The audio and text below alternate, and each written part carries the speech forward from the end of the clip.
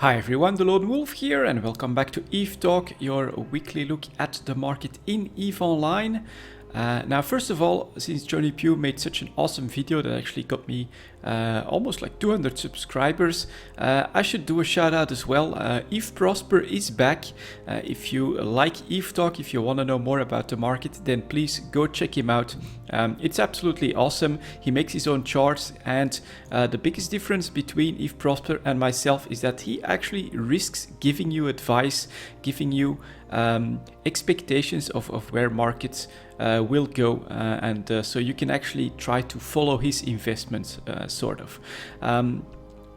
He's had a pretty tough time this summer at work, so this is actually normal. This happens to me as well.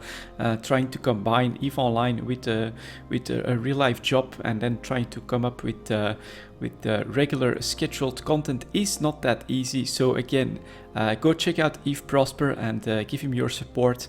If you like ETH Talk, you're gonna love ETH Prosper. Another thing that I want to mention is that we are going to switch things up just a little bit in ETH Talk. Like a comment that I got just before planning for this one was that since the ship market is so boring at the moment, they definitely would like to see some PI, maybe even replace a ship segment. So that's not going to happen exactly, but I am going to try to cut down a little bit on Tech 1 and Tech 2 because those are indeed pretty stale at the moment, and I'm gonna add a little bit of PI as well in this episode. And then finally, there is one note that I should add here, is that with the upcoming free-to-play option, the Alpha Clone State that CCP is going to introduce in November, this could actually have a major impact on ships in ETH Online, especially the frigates, destroyers and the cruiser market. So that may switch things up once again afterwards, but I'm definitely looking for a better average of goods that I'm checking, and we'll go through all of that as we start ETH Talk. Of course, we are here for the market. Let's get started with plex at 220. So let's dive into this. So plex have gone up, obviously. I think a lot of this is due to the expectations of the alpha clones. I'll be honest, I think that will have helped the price increase all of a sudden to 1,068,000,000. It was 65 million, but it was a small order when I was doing my checking for the ticker at the bottom of the screen, but it is a substantial jump up here all of a sudden, and my expectation is that alpha clones are going to increase demand more than supply. I actually do think that there will be more people sticking around for a few months with the intention of grinding their own plex, and just the free-to-play player base I expect to be much bigger than the returning veterans that may break out their wallet to buy a couple of plex to have some liquid ISK. So I do think that this will be an upwards pressure on the plex market when that launches. And of course we also have the summer slump that you can see right here on the chart. That is now over. Of course, we are September, and so I think activity is going to start to pick up, and so is the plex price. I think that is just something that tends to happen towards winter. We do generally see the price of plex increase. The multiple pallet trading certificate giving ground a little bit. That's unexpected. We actually have a data point here, a median daily average for today at 1 billion. That's pretty damn low. Sellers though are at 1,069,000,000, which is right on plex. Buyers are at 993 million. So a pretty big margin for the trading certificate. Of course, due to the summer slump, you can see that the volumes have gone down quite drastically, and that means that just a couple of sales can swing this chart very heavily, while it doesn't necessarily mean that the sellers are willing to dump their trading certificates for a lot less. It's just a small market that can have wide chart variations because a few people actually dumping some certificates to a couple of buyers will have a major impact on what we're seeing on the chart. I should also quickly check. So we had 993 million for the buyers, 1,016,000,000 for the buyers of plex. That is obviously quite a bit higher than the multiple pallet trading certificates, closing the margin a bit for Plex, but that is easier to do when you have around 3,000 to 4,000 of them being sold every day, of course. Next up, the body resculpt, going back up a little bit. From Yves Prosper, I actually watched Yves Prosper last night, his comeback video. This basically brings the body resculpt back in line with its Plex equivalent. So what I'm seeing here is that again we have a summer slump, very low volumes, thus we have a much lower price. Bit of a spiky behavior here on some volume, but I actually think that this could be speculation that as Plex should increase with more activity after the summer, this should have an impact on the body resculpt as well. And here at the tail end we can start to see that there is maybe a bit more volume starting to come back in this market as well, whereas during the summer you obviously had days with 0 or just one of them being traded. Here now it is starting to pick up a little bit, which means increased prices. And so now the body resculpt is going for 273 million almost for the sellers, 239 million for the buyers, with a bit of upwards momentum at the end. Skill extractors obviously following the Plex path very closely. They're so closely tied and also in very big volumes, more than 4,000 on average every day are being traded in JITA. Again, summer slump right here, currently 250 million on the chart. That is 247 million for the sellers, 238 million for the buyers. It's pretty obvious that the latest jump up here has caused a bit of stalling to happen as well. I think that this is normal. Nothing goes up or down in a straight line. When the chart reaches 250 million, I'm sure that some people that have skill extractors lying around that they bought previously, that they're willing to take profits at that point. The skill injector market though, this is quite interesting. Pretty obviously a complete change in the trend and going down substantially. Not my expectation. In fact, last week we had started a bit of a downtrend and we were just above, I think, the 6-month low that we had found previously. Now we just pushed right through that, and I'm calling this a purchase opportunity for skill injectors, to be honest. 569 million for the sellers, 553 million for the buyers. One thing that could, of course, be the reason for this serious downtrend is that the alpha accounts are actually going to take out the startup cost of creating a skill point farm character. So at the moment, in order to create a character that only exists to accrue skill points, so you're putting the best implants in that one, and then you just leave it in a station, you need several plex to push that character over the 5 million skill points that are not extractable.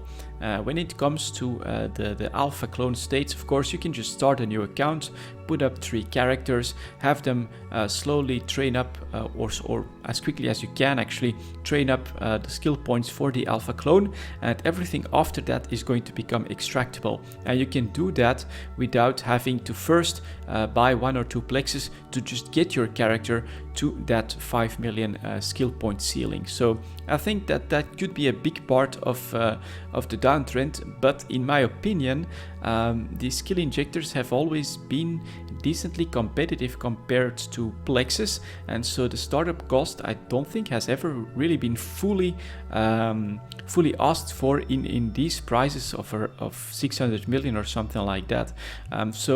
Honestly, if I have some ISK, I may actually just try a couple of purchases at like 550 million or so for some skill injectors. I think that that's not necessarily a bad thing to do. Demand for these injectors with alpha clones I think could be pretty high as well, since 500-600 million is much easier to grind than what I will believe to be 1.1 to 1.2 billion for a plex by the time that November rolls out. So I think that this could be an okay investment to make personally. Next up, let's move on to some minerals. 925. Let's take a look at those. Obviously nothing to really switch out here, since minerals is not that big of a category, but it can be a pretty interesting one in my opinion, since it is the raw material, the base economy of EVE Online. Here on the chart we're going down very drastically, but this is due to a strange median data point at 4 ISK, so something must have happened in a citadel close to Jita, I think, with sellers and buyers doing a strange trade right here at like 4 ISK or something like that. So this is definitely a bit of an anomaly, because the average prices in Jita itself are 607 for the sellers, 595 for the buyers. The chart here was at around 6 ISK when it started.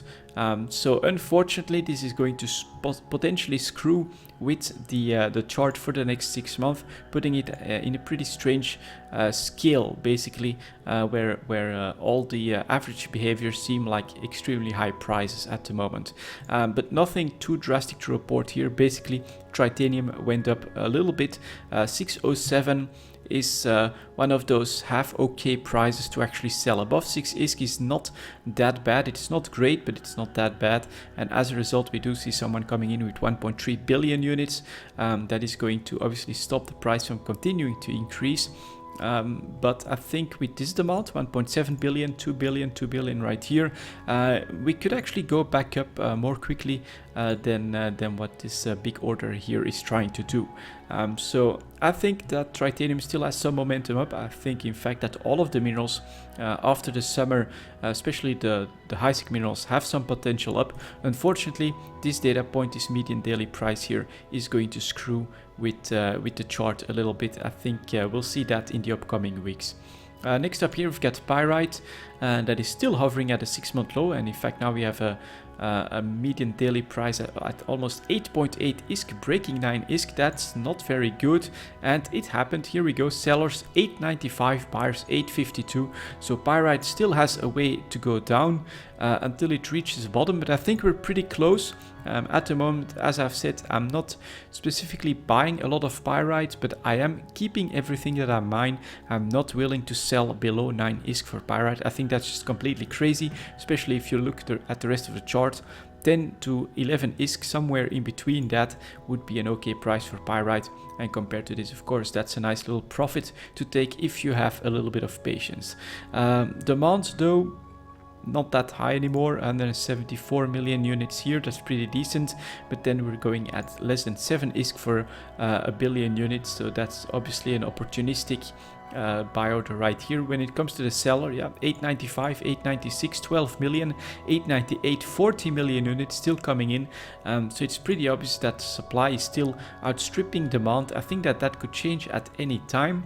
So if you're looking to park some ISK, as Yves Prosper has said as well, I think pyrite could actually be a good one to diversify your holdings a little bit. This just cannot keep going like that. I think, especially if we look at Tritanium, where demand is actually picking up quite substantially with these really big buy orders. Next up, we've got Mexalon continuing its downtrend, but I don't think that there's a reason to panic if you look at the entire chart. Starting at 62 ISK, we still have a little bit of a ways to go. No, actually we're there. Yeah, we're pretty much arriving at where we were 6 months ago. And basically this high price here of around 72 to 74 ISK for Mexalon has been the high-sec anomaly of the summer, where all of the other ones have gone down substantially throughout the summer. Mexalon has managed to maintain a very high price for several months. And so this was to be expected, as people would move away from mining Tritanium, from mining pyrite especially, to mining more Mexalon. Obviously supply was going to increase, and this was going to at some point break the camel's back, and that's exactly what happened halfway July, and we've been going down since then, but it's pretty normal. The question is going to be, what will the bottom be? So here for the sellers, you can see that we're going for less than 64 ISK now, but just a small order. So let's say 64.5 ISK on average. Here we can see 10 million coming in, another 27 million, 20 million here. So still pretty ample supply. All of this is less than 24 hours old. When it comes to the buyers, we've got some people are willing to buy below 60 ISK, 20 million units here. Then we've got 18 million units here, but that's already quite a bit older. So I think 60 ISK could actually be a pretty strong resistance point. The real question is, do you want to start stocking up Mexalon at 60 ISK?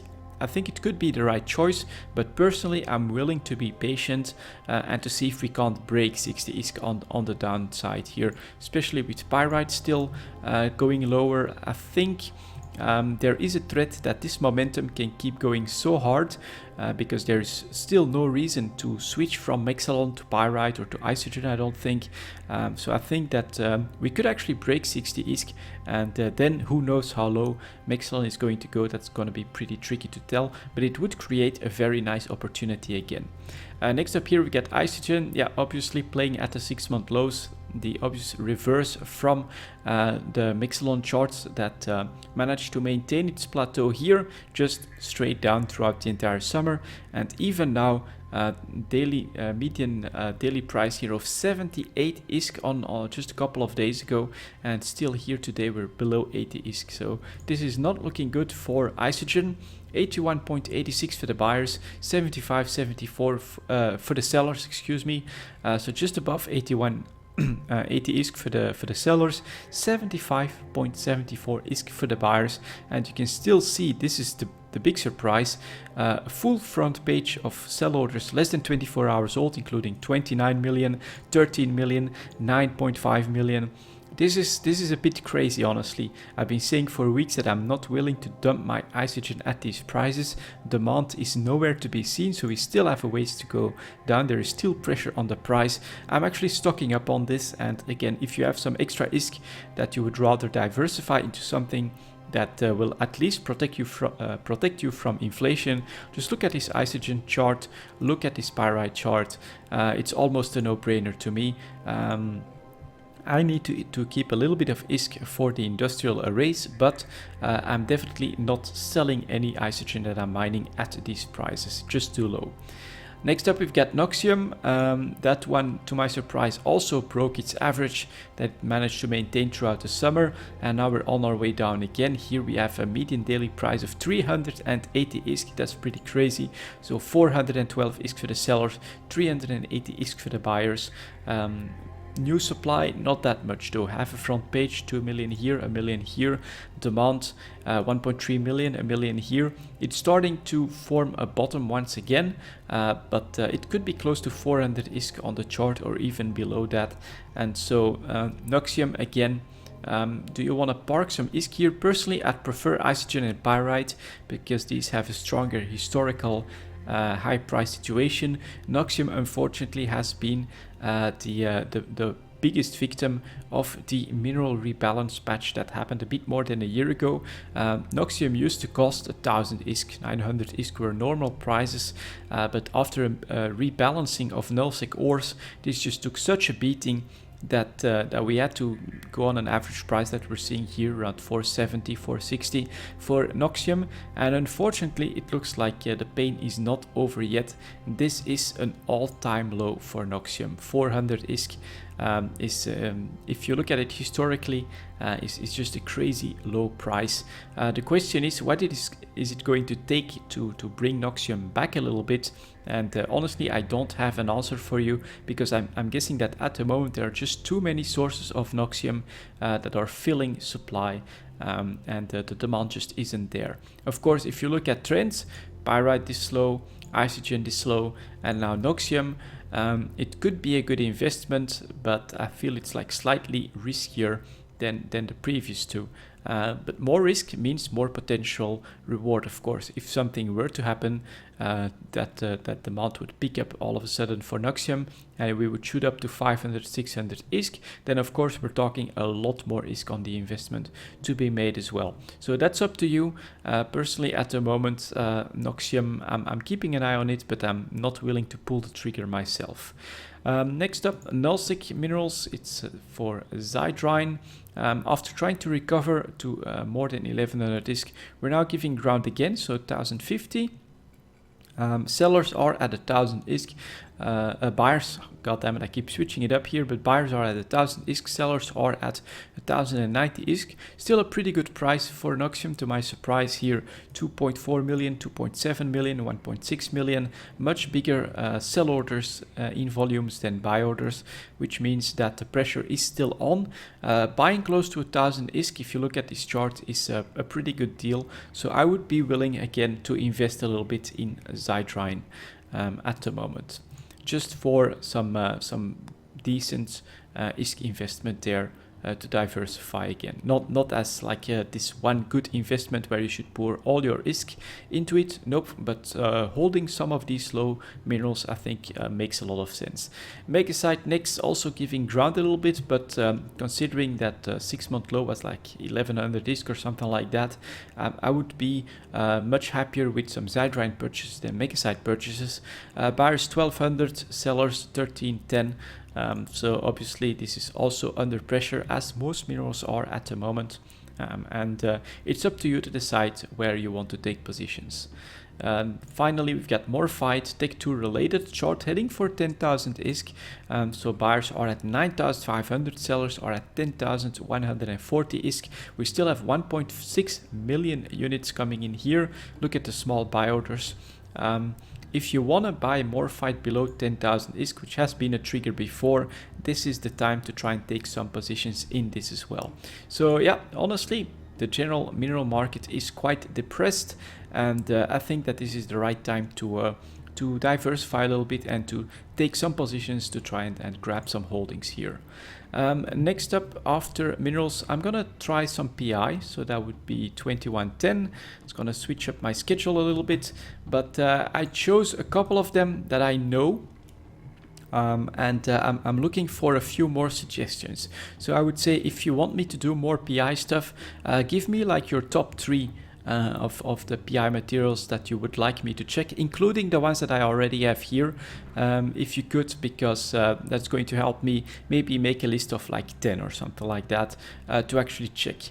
But construction blocks is one of those that is pretty damn easy to produce, currently selling for 15,100 ISK, and buyers are at 14,200. And 70 ISK, obviously at a pretty high point here at the moment. What we can see is that despite the usual summer slump, there's been quite a bit of volatility in the construction block market, and we're actually at a pretty high point. So this looks like a good time to sell if you're producing these. Coolants is something that is extremely easy to produce. I make that on 3 planets myself. You just need a gas planet and you can make a lot of coolants. And so the very good news here is that we are at a pretty damn high price, almost 15,000 ISK on the chart. If you look at the rest of it, an average of around 11,000 or even 10,000 ISK seems to be what is a normal price for coolants. So currently 14,765 ISK for the sellers, 14,334 for the buyers. That is a very low margin, so it's pretty obvious that the demand is quite high for coolants at the moment. If you have some planets that you can still grab some coolants from, then this is obviously the time to sell these. A lot of this could be in preparations of the industrial arrays, which should require PI as well to produce. Enriched uranium next, it's tied to, just like coolants, it's tied very heavily to fuel blocks. And this again at a pretty high point here of the last 6 months, 17,000 ISK after a bit of volatility, and the slump was actually here in May. Pretty interesting. So 17,250 ISK for the sellers for enriched uranium. That's pretty high. 16,600 for the buyers. A bit more margin than on coolants, but of course a slightly higher price as well. So not bad for people that are producing these, and obviously we want to sell at these prices. Next up, robotics. I think that this one is pretty interesting as well, because I have had planets where I've been producing robotics. I don't have these at the moment. What I find really interesting about this is that this is specialized planetary material. So this is one step up from coolants and enriched uranium, which is just refined. You just need the base materials, put 2 of those together and you can make refined, but you need 2 refined in order to create robotics. But you can actually create planets where you're producing robotics from scratch. And that I think is a very powerful concept. These robotics are actually going down a little bit from their high point throughout the summer. That is pretty interesting. Considering the high price of the refined materials we've seen so far, to see robotics fall back already. 100,000 ISK seem to be for the sellers, 97,000 ISK for the buyers, very small margin, so there seems to be decent demand already at 100,000, but we have gone down in the last few weeks or so, and the question is, how will this evolve in the next weeks? I think I should definitely keep an eye on the robotics here, as this one is going down. If this is like a precursor, robotics going down now, and then in a couple of weeks we start seeing coolants, rich uranium and stuff like that going down as well, then we could start to make up some trends when it comes to PI. And I definitely think it could be a good idea to integrate PI into EVE Talk a little bit. So yeah, let me know your suggestions. I'm definitely looking for the right spread of materials to check. Next up, we've got supercomputers, another specialized. Oh, this is a robotics, yeah, specialized as well. Going for 130,000 ISK. You can see some volatility on the 5-day moving average. I mean, 160,000 and here 60,000 ISK. That's an enormous spread here all of a sudden. That's pretty crazy. Currently at a pretty high point of 140,000 ISK. I would say that this is normal because you will need supercomputers in all likeliness in the industrial array that's coming in November. So I think that the higher volumes, especially on these low points, are basically people taking positions as an investment, but the demand is bound to pick up and to stay pretty high as people create their industrial arrays. Just look at those volume spikes though, that is pretty damn crazy. You can see that there are big players moving in all of a sudden and grabbing up a lot of these supercomputers in one go. That is something that we don't see that often.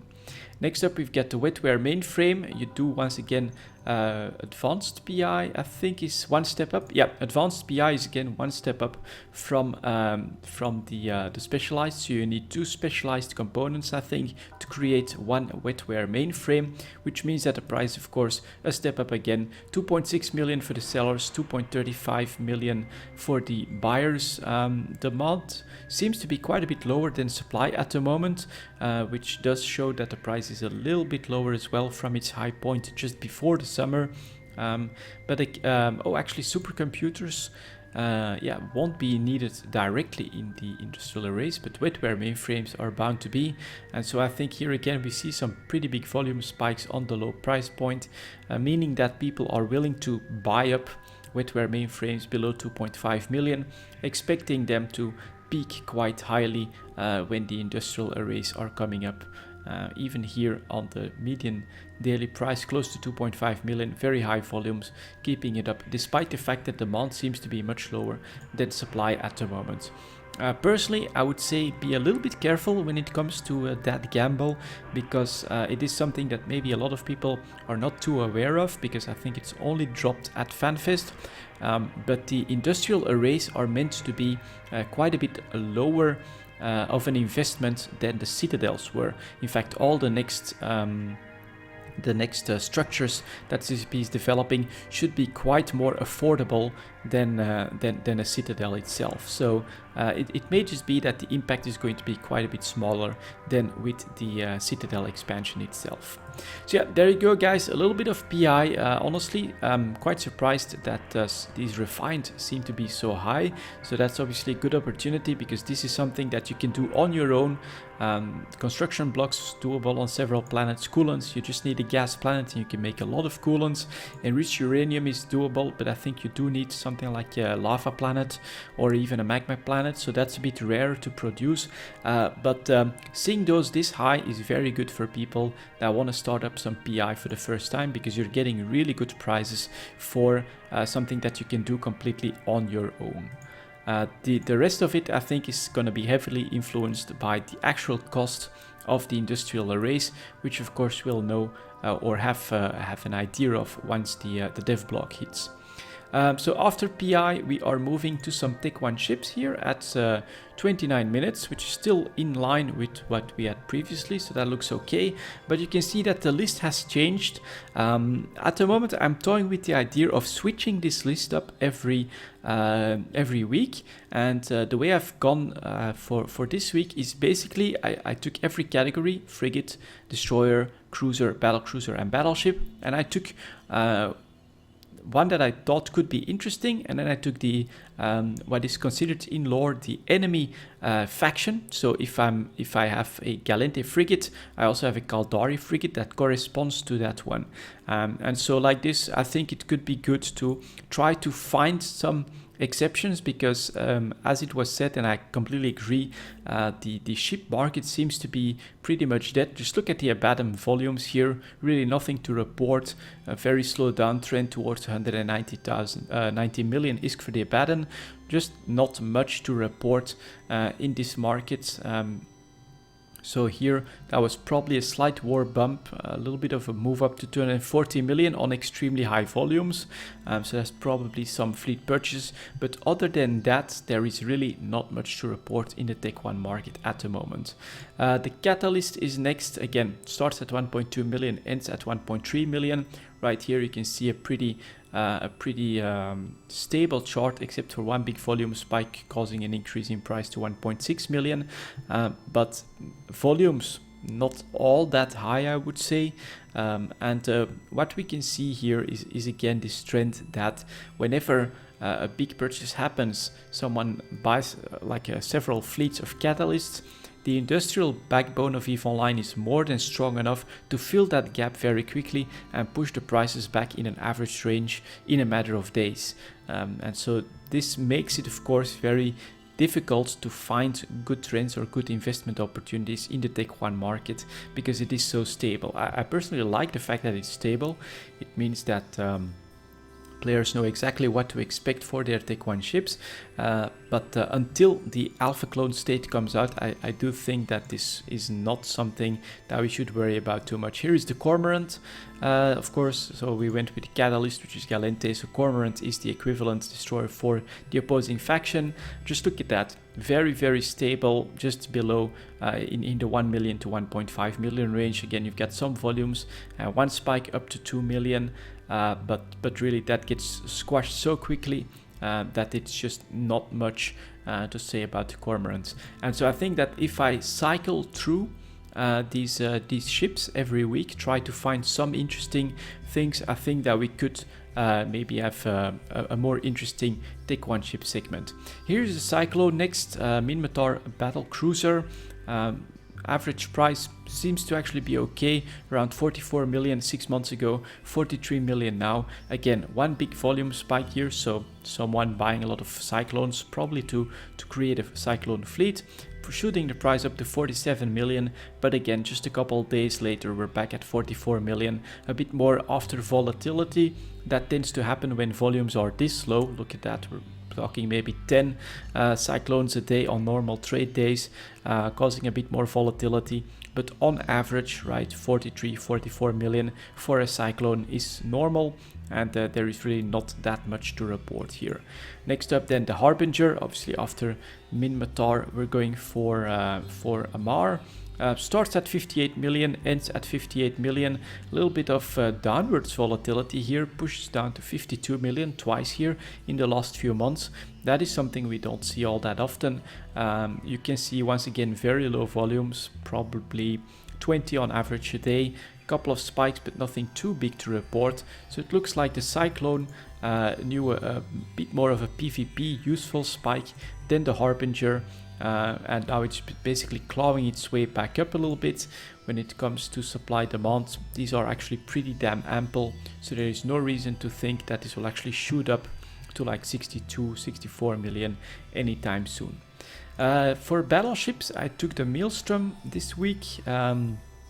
Again, slow downtrend here after a peak at 230 million, currently selling for 195 million for the sellers, 177 million for the buyers. Again, the very low demand is pretty obvious right here when it comes to the volumes and the number of buy orders. Availability not that high either.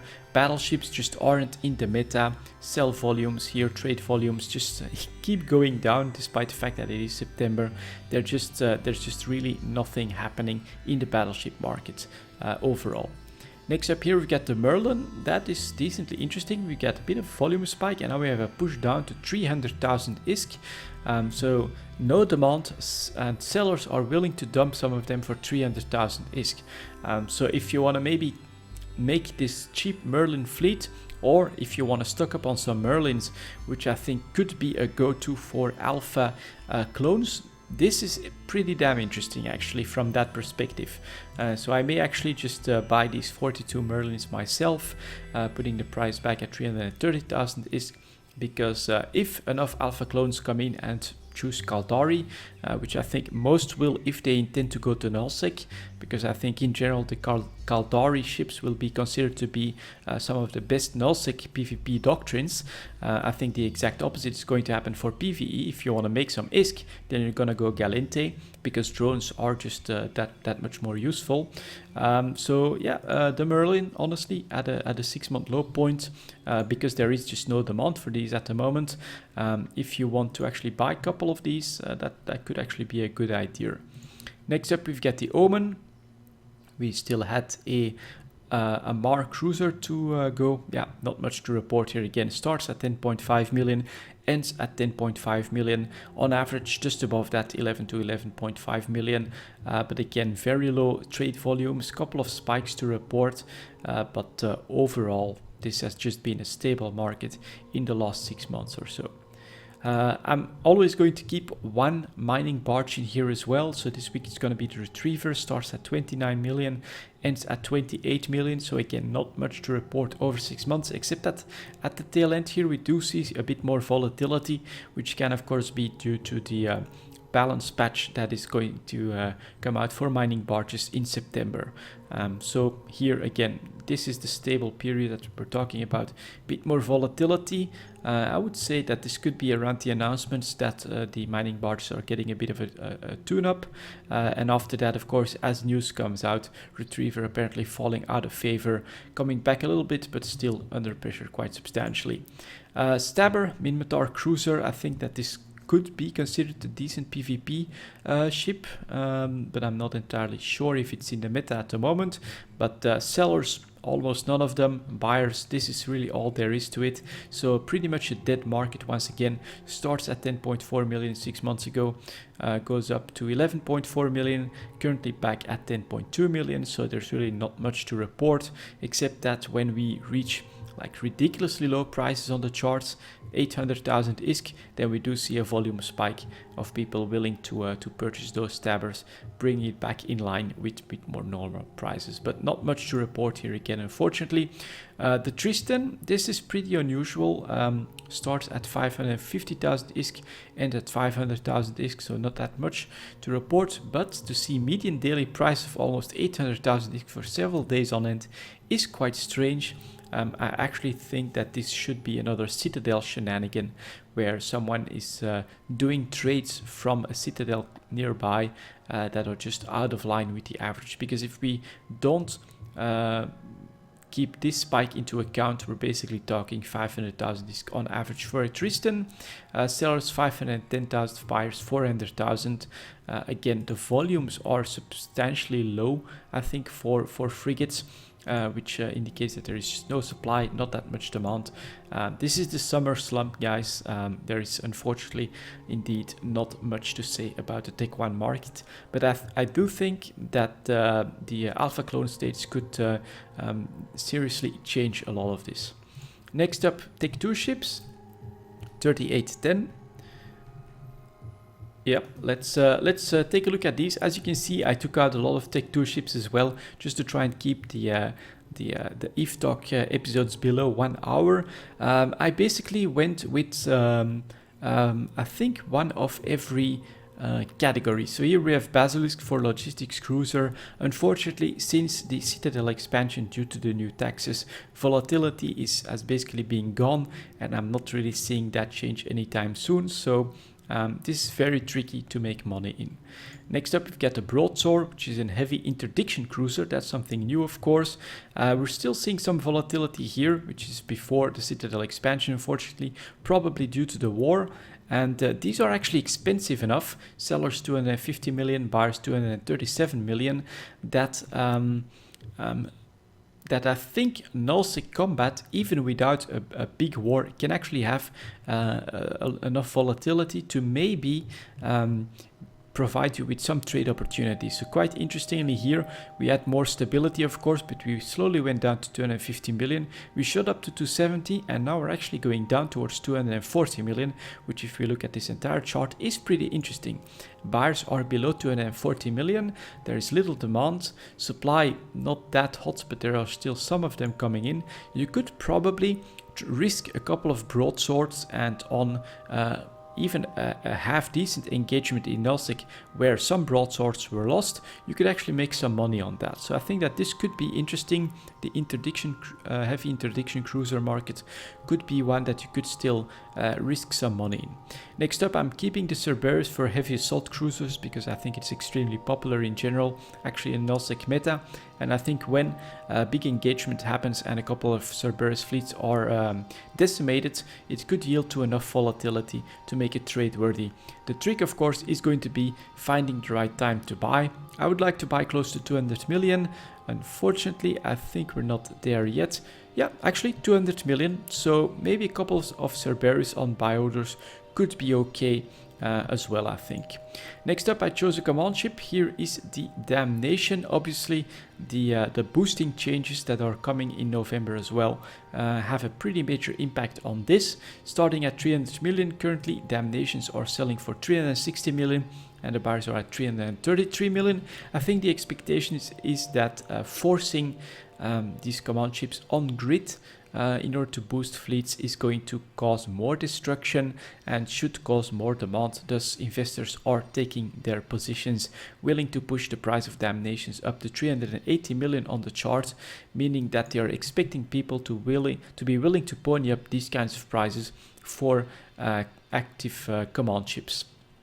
Which could be true because you can brick tank those, making them actual command ships in fleets, even in medium size engagements. So quite interesting. Also a bit more expensive than what we usually check in the Tech 2 market. But if you have some Damnations lying around that you purchased below 300 million, it could be the right time to sell those if you're looking to make ISK. Next up, I still kept the Guardian. That was actually not the idea, so I'm just going to remove that right now. Next up, we've got the Hound Stealth Bomber. Here again, you can see the lack of volatility since the expansion, slowly edging down though towards 19 million. Buyers are at 17.3 million, which is less than 18 million for a stealth bomber. I think that this is starting to be okay as well. Stealth bombers again I think are decent if you're looking for potential volatility, but once again you need an active battle in nullsec where a stealth bomber fleet has been decimated and needs to be replaced in order to actually get money out of your investment. But Hounds for 17.3 million I think is decently interesting. Next up, for Tech 2 we've got a Kronos, which is of course the Marauder. Quite interesting to see Kronos volatility at the tail end here. You would expect that that does not happen. Unfortunately, of course, volumes are pretty low of this, so it's tricky to actually make money on this. But 1.24 billion for the sellers, 1.15 billion for the buyers. Several people willing to buy Kronos for a decently higher price, in my opinion. It's interesting after coming off a high point of 1.4 billion, which was completely missed. If you were looking for Tech 2 trade opportunity throughout the summer, apparently Kronos Marauder was one of them. Then next up we've got the Raptor for the interceptors. Again, the stability after the Citadel expansion showing up right here. This is just very tricky to make any money in. And finally we've got the Widow, which is Black Ops battleship. shooting up to 1.15 billion. That's pretty interesting. So 1 billion to 1.15, 15% increase in price. They're just not selling at the moment, increased volume, so they're basically gone from the market. If you somehow have the opportunity to bring widows or make widows, then this is probably your time to shine and make some decent money on these. Isn't there like a Tech 2 destroyer that I'm missing? I'm doing this on the fly now, but I think that I missed. Yeah, we still have command destroyers. Let's see, which one would be used a lot? The Magus, Minotaur, the Bifrost. Let's assume that the Stork, because of missiles, could be used quite a bit. Let's add command destroyers and let's add interdictors, of course. Heretic, Flycatcher, Eris, or Saber. Saber is, I think, the most known, so we're just gonna grab this one, add them to the Tech 2 ships, and Saber here. Let's take a look at that. Oh, interdictors shooting up quite nicely. 1 billion to 1.15 billion. What the hell is that for a chart? Oh, chart doesn't seem to be the right one. So Tech 2, Saber, let's go. Aha, finally. Okay. So Sabers are going for 50 million. Buyers 48 million. That is probably going to be a Citadel order. Oh no, it's the other station inside the system. 46.3 million for the buyers, and unfortunately here we're once again seeing this lack of volatility. 48 to 52 million is not enough to make trades on. 48 to 58, then back down to 46. That's a bit more interesting, but this is of course still from the war, World War B. But then after the Citadel expansion, which was around May, we can see that volatility just hasn't been high enough. So for the Sabers, picking them up at 46 million is here on the chart. Could be okay. Again, I do think that Sabers in an engagement could get lost, but pretty difficult to actually say that when you're going to make your money back. And then finally we've got the Stork, Command Destroyer. That is nice to see. Starts at 60 million, went up to 80 million. This is obviously a trade that you might have wanted to be in on a big volume pass here, and then of course going back down to its average. So the Stork actually pretty interesting, because here we do see some trade-worthy volatility, which once again I do think will have been a nullsec engagement. An above average amount of Storks lost need to be replaced, and as a result big purchase happening, and thus an opportunity for you to actually make some money on that. When it comes to taking positions, we're probably looking at, well, close to 55 million for the buyers, 57.6. That's still a little bit too early. So I would say that the Tech 2 market is going to be very difficult to make trade money in, unless again you try to look for right buy opportunities, and then you have a pretty damn long horizon, because you will need nullsec destruction of these ships, pretty major engagements for these opportunities like here in the Stork to actually show up. This is the first opportunity in 6 months for the Stork and in a lot of Tech 2 ships, to be honest. So I think we're going to try to keep this here. It's a decent spread of the different categories. If something happens in nullsec, then we can see if the response happens in that category, then maybe I can switch it up and grab all of them all of a sudden from that one category, or maybe look for kill boards and find the one Tech 2 ship that could have an impact all of a sudden. And other than that, we'll just be looking for buy opportunities on lower prices, like the broadsword here, for instance.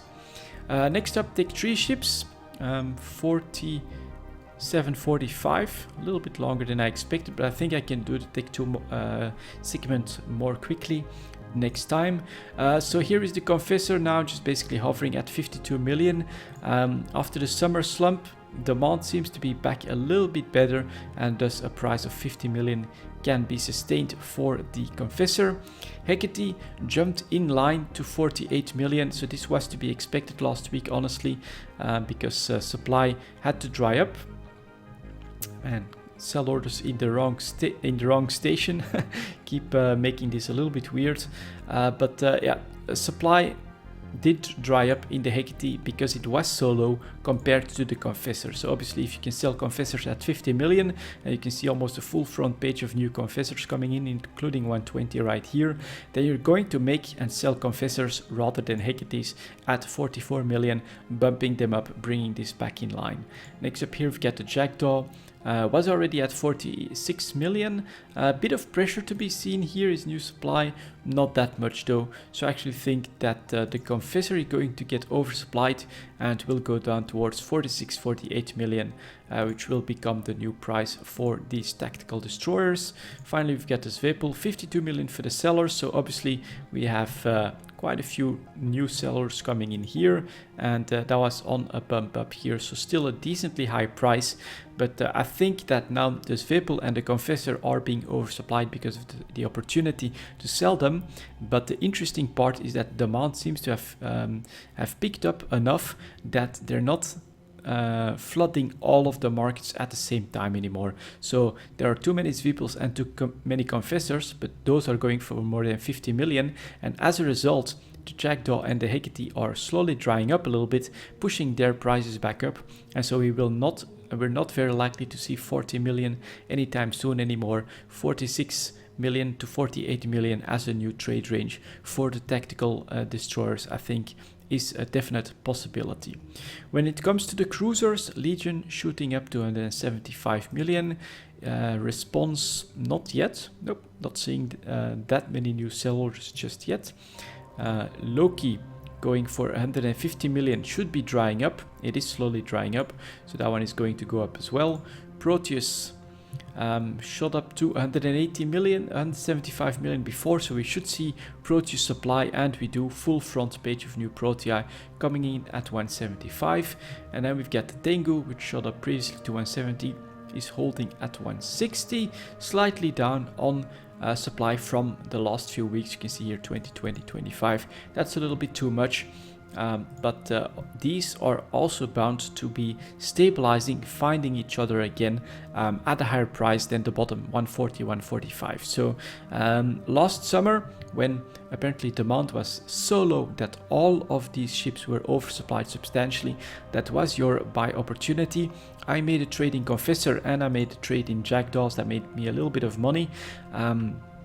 But unfortunately, it looks like demand is picking back up, and now supply just cannot flood all of the markets anymore, and so we are averaging higher prices, and there is a bit more volatility as well to be spotted here, which may cause opportunities to show up, but I think it's going to be pretty tricky now because of course I think that the suppliers are going to follow all of these jumps very, very closely, and that this will mean that, for instance, here in the Hecate, this jump up is just because no Hecates were made or brought to the market, and so finding buy opportunities, I think, is going to be a bit more tricky, because by the time that they are low enough, they're just not going to be any of them anymore, because they're not going to be produced anymore. So yeah, the summer was the right time to actually make all of those purchases. Again, I was looking for ISK in order to get ready for the industrial race, but it's a good lesson here. We'll see if we can spot this trend showing up again at some point, where basically all of them are oversupplied. That means that you could definitely start making investments in all of them across the board and wait for the amount to pick back up and then make money on all of them. Because I pulled the trigger on my trades a little bit too early, although I'm pretty happy with the profit that I got from these as well. So interesting situation. I think volatility, if more demand keeps coming back for Tech 3 Cruiser, a bit of war in Nullsec, or Tech 3 ships in general, then we could see more volatility, but I do think that finding the right buy opportunities is going to be a lot more difficult than it was last summer. And then finally, for the extra material this week, I'm going to touch on the fuels, 53 minutes for that one. Because, well, I do want to take a quick look at fuel blocks, because helium fuel blocks, for instance, are very high, 22,000 ISK. So a summer increase in price, quite substantial. I think that this could also be because with the munitions from the new booster modules costing ice products, we could actually see a bump up in demand there and thus an increase in price in fuel blocks. So helium at a high point, hydrogen fuel blocks also at a high point, had a bump up to 24,000 ISK, and then nitrogen fuel blocks 22.5. This is currently at 22.5. Helium is at 22,000, and then oxygen finally at 22,500 ISK as well. So what happened is definitely starting to show up here is that with citadels being able to use any of the fuel blocks, you're seeing this harmonization of the prices. There is no reason to buy extremely high hydrogen fuel blocks if you can buy lower oxygen fuel blocks. So this harmonization, it basically took this summer for it to happen. All of them are in line with each other, but it should also be noted that all of them are at pretty high points at the moment at 22,000 ISK. So I may actually just take the nitrogen fuel block out of the ticker as well, because there is just no volatility to be expected anymore between the different fuel blocks, since all of them will be used for the same purpose. And if supply would dry up due to problems with the specific ice mining of that one type, then just the demand is going to dry up as well, and it will move to the other ones, keeping everything in line here. So this harmonization is something that I was expecting. I think at some point in EVE Talk, when the Citadel expansion announced all of this, I was explaining that this was bound to happen, and here is the proof of that now. All of them around 22,500 ISK, albeit at high points at the moment. And I think with increased demand, with increased activity and the industrial arrays, that will obviously cost fuel blocks as well. We're bound to go a bit higher for those in the upcoming months as well. For now, that's going to be it for this EVE Talk, guys. I'm happy to have your suggestions on PI and maybe on Tech 2 ships as well, if you have some ideas, and hopefully we can get it to work. For now, thank you very much for watching, and I'll see you all next time.